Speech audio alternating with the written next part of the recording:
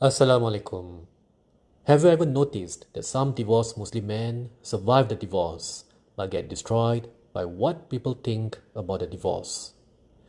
Not by the courtroom, not by the paperwork, not even by the loneliness, but by the whispers around them, the public stares, the assumptions, the feeling that somehow your entire worth as a man is now being judged by one chapter of your life. And if you are not careful, the divorce itself won't be the thing that breaks you. The stigma will. By the end of this video, you will understand how to deal with community judgment without becoming bitter, defensive, or ashamed. And stay with me because one mindset shift completely changed how I viewed my own divorce. And it might free you from years of carrying other people's opinions on your shoulders. Now, why am I qualified to talk about this? Because I have went through it. I've walked into rooms knowing people, wondering what happened. I've sat alone in restaurants watching intact families laugh together while silently carrying the grief of a dream that didn't survive. And I felt the sting of assumptions from people who knew nothing about my story. And I learned something important.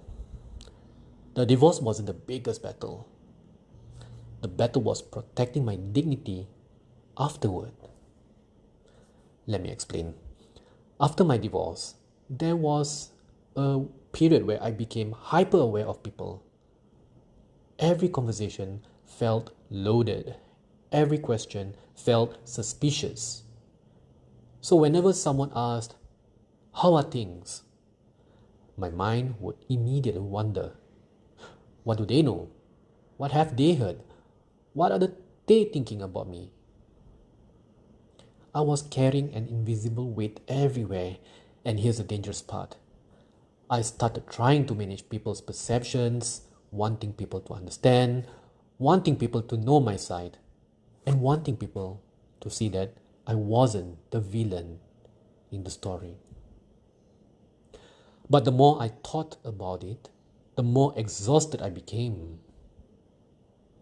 Then one day, I realized something. The people demanding explanations were not carrying my burden. I was. They went home and continued living their lives. I was the one replaying conversations at night. I was the one bleeding energy.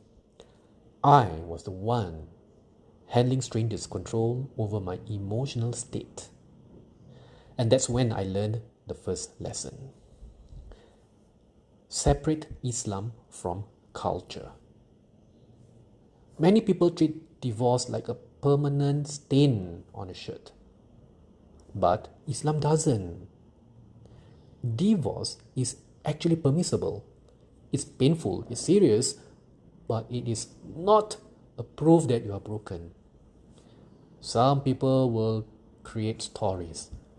Yep, he must have failed. Look, he couldn't even lead his own family. He wasn't good enough.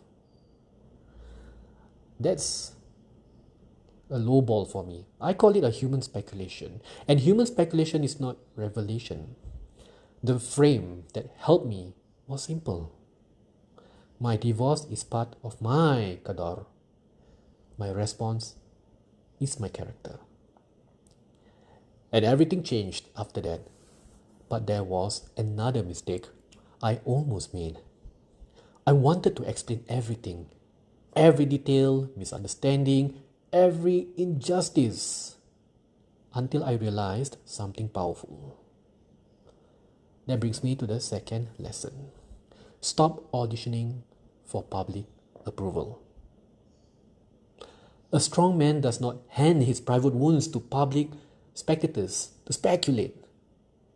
The more you explain yourself to people who don't genuinely care about your growth, the cheaper your dignity becomes. Today, if someone asks me about my divorce, my answer is simple. It was a difficult chapter. Alhamdulillah, I learned a lot. My focus now is becoming a better Muslim, father, and man. That's enough. No drama, no exposing, no attacking, no performance. And then came the hardest lesson. The lesson nobody likes. The lesson that changed me the most. Lesson number 3. Your private audit must be brutal. Must be brutal. Not everything was my fault, but not everything was her fault either. My ex-spouse. I had to ask myself uncomfortable questions. Where was I immature? Where was I reactive? What reflex did I ignore? Where did my ego get in the way? Where did I fail in leadership, patience, communication, or emotional control? That self-check hurt me, and it transformed me, because growth begins where excuses end. And here's what happened next. Instead of arguing against gossip, I started building evidence. I trained consistently. I strengthened my deen. I became more intentional as a father. I focused on my work. I stopped speaking badly about my ex-spouse. I became calmer, more disciplined, more grounded, and slowly, something interesting happened. The gossip started looking stupid because reality was speaking louder than rumors. Which brings me to lesson number 4. You do not defeat stigma with speeches. You defeat it with consistency. We all know, people can argue with your words, but they cannot argue with years of evidence.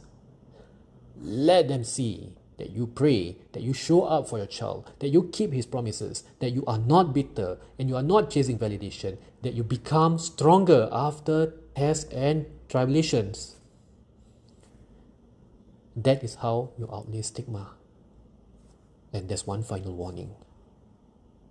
Never become the bitter divorced Muslim man. You may not meet him before. I do.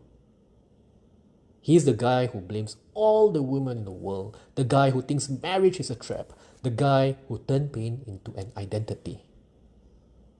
Some people call it black pill. Yes, that path feels powerful, but it's actually weakness disguised as strength. A Muslim man does not become unjust because he was hurt. He does not make his son, daughter inherit his bitterness. He does not allow one failed relationship, or 2, 3, to poison his view of humanity. Instead, his standard becomes, I went through the pain, but I refuse to become ugly because of it. That's strength. Not anger, not revenge, not cynicism. I repeat, strength. So let me leave you with this. Your goal is not proving everyone wrong. Your goal is becoming so grounded that your opinions no longer control your soul. Because eventually, your kids won't remember the gossip. They will remember how her daddy carried himself. Your future wife won't care about the rumors. She will care about the man you have become. And on the day of judgment, hereafter, Allah won't ask what people thought about your divorce. Allah subhanahu wa ta'ala will ask how you responded to all the tests that you went through. Remember this one line. I am not ashamed of being tested. I am responsible for how I respond. If this resonated with you, download the Muslim Man Rebuild Playbook in the description below.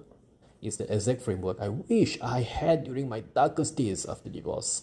And if you are a Muslim man rebuilding after heartbreak, divorce, or life setbacks, subscribe to the Maverick Mountain channel. Because collapse is not the end of your story. How you rebuild is. Assalamualaikum.